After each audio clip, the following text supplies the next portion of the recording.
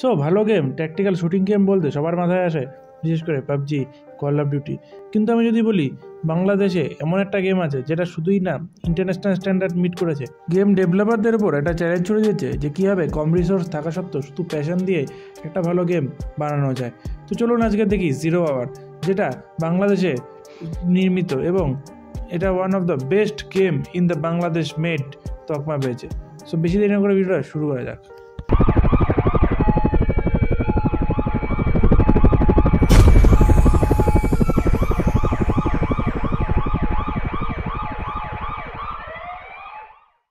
So zero hour হলো একটা tactical first person shooting game, যেটা আপনি অনলাইনে টিম মেম্বারদের সঙ্গে খেলতে পারবেন।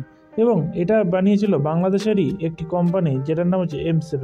এবং এটা হলো একটা indie developer company. Indie developer বলতে যেখানে খুবই কম বা লিমিটেড সংখ্যক মেম্বার থাকবে, জাস্ট লাইক 1 or 2 পার্সন। তারা এত সুন্দর গেমটাকে বানিয়েছে, সত্যি অবিশ্বাস্য ব্যাপার। এখানে গ্রাফিক্স কোয়ালিটি এবং মেকানিজম সত্যি টপ নচ। এবং যদি আপনি দেখেন স্মুথনেস, স্মুথনেস সত্যি ভালো। এবং খেলার সময় মনে হবে না যে আপনি কোনো বাংলাদেশ বা ইন্ডিয়া বা পাকিস্তানের গেম খেলছেন, মনে হবে একটা ইন্টারন্যাশনাল গেম খেলছেন। মানে আমাদের এখানে বলা হয় যে দেশভক্তির নামে জাস্ট লাইক গেম বেচে দেওয়া হয়, কোম্পানি বেচে দেওয়া হয়। এখানে কিন্তু ওরা কোয়ালিটির উপর ফোকাস করেছে। তো এই দিক থেকে বলতে গেলে সত্যি টপ নচ।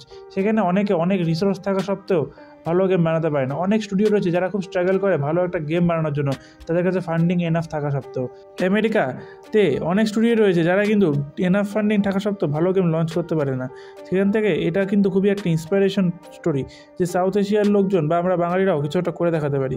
এবং অপরদিকে যদি বলি, ইন্ডিয়াতেও কিন্তু অনেক বড় বড় গেম স্টুডিও রয়েছে, তারাও কিন্তু এত কম বাজেটের মধ্যে এত ভালো গেম বার করতে পারে না।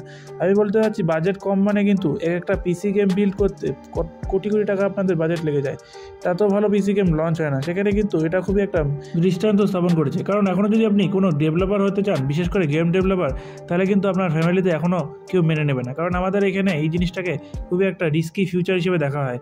মানে আপনি ফ্যামিলি থেকে যদি বলেন যে আমি বড় হয়ে গেম ডেভেলপার হবো, হয়তো ফ্যামিলি আপনাকে সিরিয়াসলি নেবেই না, বা আপনাকে ফোর্স করবে যে সমস্ত ক্যারিয়ার পাথ রয়েছে just like scientist, engineer, teacher এসব হওয়ার। যদিও সেটা নিয়ে আমি একটা পরে ভিডিও বানাবো যে গেম ডেভেলপমেন্ট কেন আমাদের এদিকে পিছিয়ে আছে। কিন্তু এটা কিন্তু সত্যি একটা দৃষ্টান্ত স্থাপন করেছে যে কীভাবে নিজের প্যাশন থাকলে আপনি আপনার ড্রিমকে অ্যাচিভ করতে পারেন, এবং যতই বাধা বিপত্তি আসুক না সেটা কিন্তু আপনি সেভাবে জয় করতে পারেন। এবার যদি বলি গেমটা প্রায় 5 বছর আগে লঞ্চ হয়েছিল, এবং আপনি স্টিমে গিয়ে এটাকে কিনতে পারেন। এটা অবশ্যই পেইড গেম, ফ্রি গেম না। কারণ আপনি জানেন ডেভেলপমেন্টে প্রচুর মানি ওয়েস্ট হয় এবং ডেভেলপারদের সেই মানি ব্যাকও করতে লাগে। তো মোটামুটি আপনি বেস গেমটা 850 থেকে 100,000-এর মধ্যে পেয়ে যাবেন। এবং তারপরে আপনি যদি এলিট ভার্সন চান তাহলে আপনাকে আরও বেশি পে করতে লাগবে। তো ওভারঅল বলো বেটার গেম কোয়ালিটি, সত্যি দিক থেকে খুব বেটার, এবং স্টোরি লাইনটা খুব বেটার। এবং পুরো গেমটা মোটামুটি আপনি দেখবেন বাংলায় অনেকটা পরিমাণে এনজয় করতে পারবেন। এটা একটা বেজোর ফিচার হলো এই গেমটার মধ্যে। তো বন্ধুরা, আজকের ভিডিওটা এইটুকু ছিল। জানি একটু খুবই ছোটো ভিডিও আমি বানিয়েছিলাম, কারণ আমি জিরো আওয়ার নিয়ে একটা বড় ভিডিও প্ল্যান করছি বানানোর। এটা নিয়ে ছোটো ইনফরমেশন দেওয়া ছিল যে কীভাবে প্যাশন দিয়ে এত সুন্দর সুন্দর গেম বানানো যায়।